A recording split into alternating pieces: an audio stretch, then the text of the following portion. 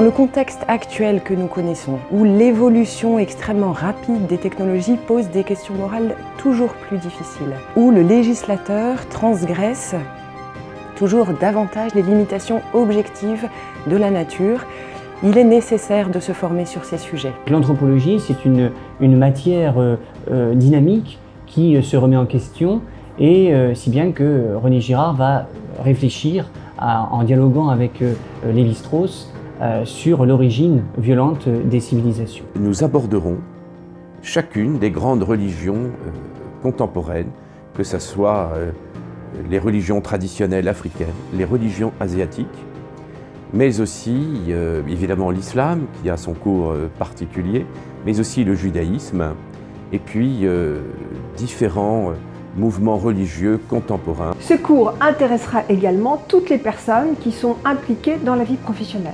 Pourquoi ? Parce que je joindrai à l'exposé théorique en permanence des considérations pratiques. Et pareil pour toutes les personnes qui sont impliquées dans le management d'équipe. Elles verront comment la psychoplastie peut les aider. Je vais avoir l'honneur de discuter avec vous de l'histoire de l'Église au XVIIIe siècle. C'est un siècle qui est important parce que c'est un pivot où on passe des Lumières à la Révolution française et on a beaucoup d'idées parfois un peu simplistes sur cette période qui est pourtant un peu plus compliquée.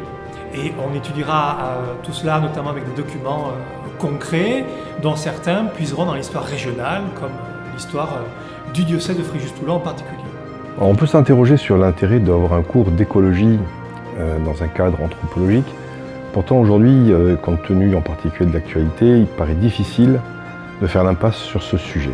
Donc il est important de se former, de voir les impacts de l'économie capitaliste, de voir ce que la doctrine sociale de l'Église propose, parce qu'aujourd'hui il est clair que les seuls remèdes réellement efficients pour faire face à la crise environnementale se trouvent dans la doctrine sociale de l'Église.